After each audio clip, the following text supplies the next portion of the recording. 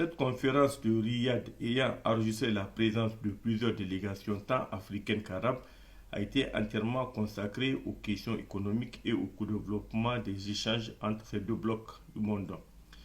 À l'heure où le monde a subi de grandes mutations économiques, l'Afrique se positionne comme un interlocuteur incontournable, a affirmé Mohamed Al-Jaladan, ministre des Finances du Royaume d'Arabie Saoudite.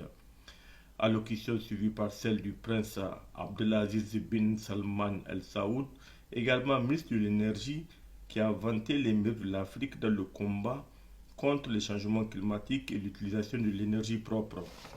Des panels ont été organisés, panels au cours desquels des sommités se sont succédés pour apporter des contributions pour assurer davantage le développement des échanges entre ces deux parties du monde.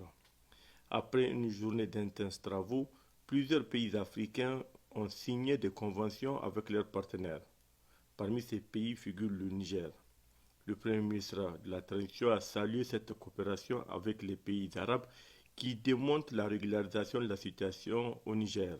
Le Niger est de retour. Vous avez vu l'importance qu'on a réservée à notre pays. C'est une réunion qui regroupe des pays africains avec l'Arabie Saoudite. Et à cette occasion, avec le Fonds saoudien de développement, nous avons formalisé un accord qui est destiné à la construction des internats des jeunes filles au Niger.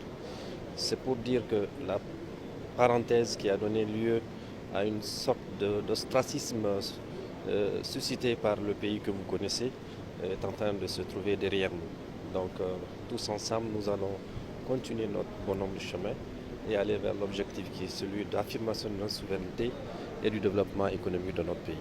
Demain, vendredi, le Premier ministre de la Transition poursuivra son séjour saoudien avec l'ouverture de la grande conférence économique entre le Royaume d'Arabie Saoudite et l'Afrique.